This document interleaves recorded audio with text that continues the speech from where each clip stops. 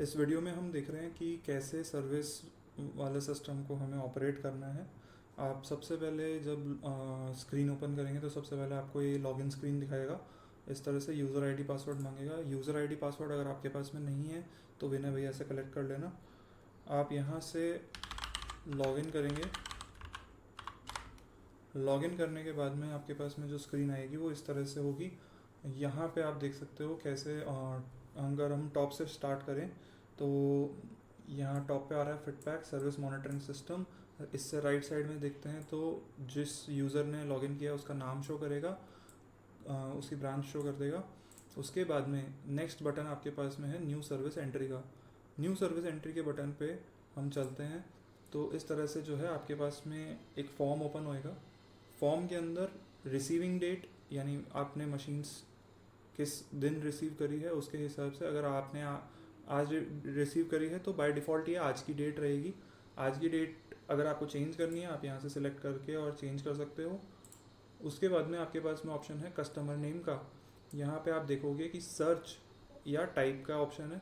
तो आपके पास में अगर कोई कस्टमर पहले से एडिड है तो आप यहाँ पे उसका नाम टाइप करोगे तो वो सर्च में दिखा देगा।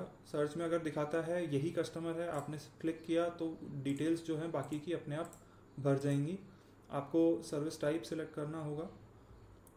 एड्रेस जो है भर चुका है तो सर्विस टाइप में आपने चार ऑप्शंस हैं। Chandpol in house, Chandpol on site यानी अगर आप कस्टमर के पास में ऑन साइट जा रहे हो तो ऑन साइट करना है। मानसरोवर इन हाउस अगर मशीन आपके पास में इन हाउस आ रही है और आपको अपनी कंपनी में ठीक करके फिर देनी है।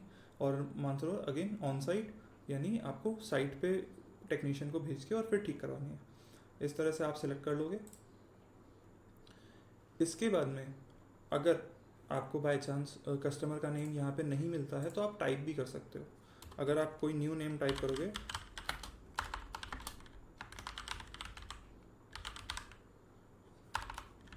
तो आपके पास में इस तरह से ऐड का ऑप्शन आ जाएगा। आपने टाइप करके छोड़ दिया, आप डिटेल्स डाल सकते हो, उसके हिसाब से ये ले लेगा।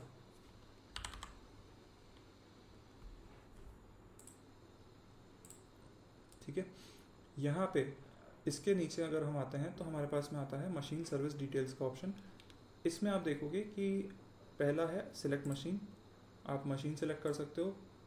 उसके बाद में है आपके पास में सीरियल नंबर, मशीन का सीरियल नंबर डालना है।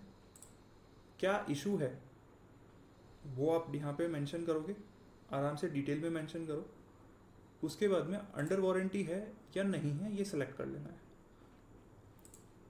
आपके पास में जब किसी एक ही कस्टमर से मल्टीपल मशीन्स आ रही है तो आपको क्या करना है, यहाँ पे ऐड करोगे और जितनी भी मशीन्स आपके पास में आई हैं उसके हिसाब से आप यहाँ पे एंट्री कर दोगे।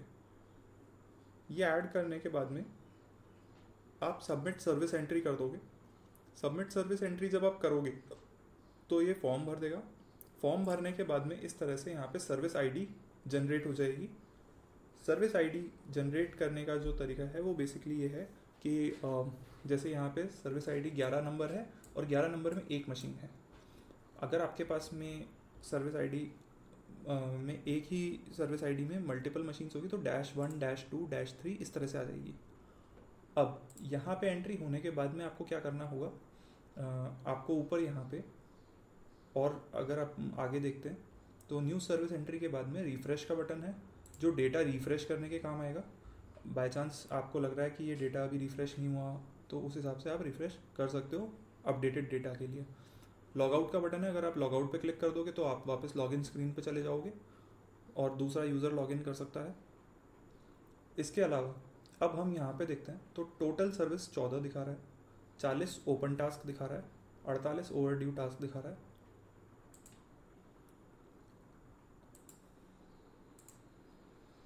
ड्यू दिस वीक, इस वीक में कोई ड्यू नहीं चल रहा, मतलब ओवरड्यू चल रहे हैं, ड्यू नहीं है इस वीक में। कंप्लीटेड टुडे कोई सा भी नहीं है। फिर यहाँ पे आपके पास में है सर्च का ऑप्शन। सर्च में आप कस्टमर नेम डाल सकते हो, सर्विस आईडी डाल सकते हो, मशीन भी डाल सकते हो, उसका सीरियल नंबर भी डाल सकते हो। इनसे आप सर्च कर सकते हो। ठीक है। अगर आप क्लियर करना चाहते हो फिल्टर्स तो क्लियर फिल्टर्स कर सकते हो, इससे डेटा एक बार वापस रिफ़्रेश हो जाएगा। अब यहाँ पे हम देखें तो हम किसी एक सर्विस आईडी को ओपन कर लेते हैं। हमने व्यू डिटेल्स पे क्लिक किया। व्यू डिटेल्स पे जब आप क्लिक करोगे तो आपको यहाँ पे सर्विस की इंफॉर्मेशन दिखा देगा। यहाँ पे आपके पास में इस तरह से सर्विस आईडी की डिटेल्स आ जाएगी और सर्विस के टास्क आ जाएंगे। अब यहाँ पे हमारे पास में एक्शन सारे कंप्लीटेड हैं, तो हम बैक चले जाते हैं, किसी और को चेक करते हैं जो ओवरड्यू चल रहा है। तो यहाँ पे अगर आप देखोगे तो ये आपके पास में ऑप्शंस है अपडेट का। ये ओपन दिखा रहा है बट ये एक्चुअल में क्लोज हो चुका। तो यहाँ पे आप देखोगे स्टेटस आप मार्क कर सकते हो, ओपन है, पेंडिंग है, कंप्लीटेड है, ड्रॉप्ड है, क्लोज्ड है। ओपन मतलब अभी आपने काम छेड़ा नहीं है, पेंडिंग आपने काम छेड़ दिया है लेकिन काम अभी बाकी है, कंप्लीटेड काम कंप्लीट हो चुका है। ड्रॉप्ड का मतलब है कि काम आपने हाथ में तो लिया था लेकिन अब ये काम कस्टमर ने मना कर दिया किसी कारण से, तो आपने छोड़ दिया है, वापस उसको मशीन लौटा दी है। और एक ऑप्शन है क्लोज्ड कि ये काम रेलेवेंट ही नहीं है, तो आपने इसे क्लोज मार्क कर दिया। आप क्लोज मार्क कर दोगे तो ये अपडेट हो जाएगा, क्लोज हो जाएगा। ऐसे ही हम यहाँ भी क्लोज मार्क कर देते हैं।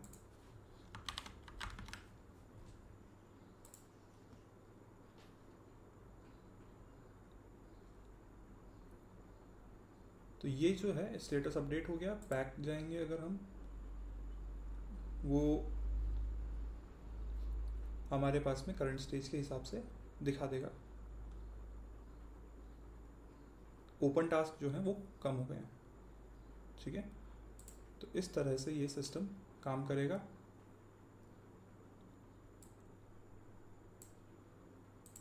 यहाँ पे टेबल में आपके पास में नेविगेशन रहेगा, आप आगे के सर्विस रिकॉर्ड देखना चाहो देख सकते हो। तो इस तरह से आप सर्विस की एंट्रीज जो है इसमें स्टार्ट कर सकते हो।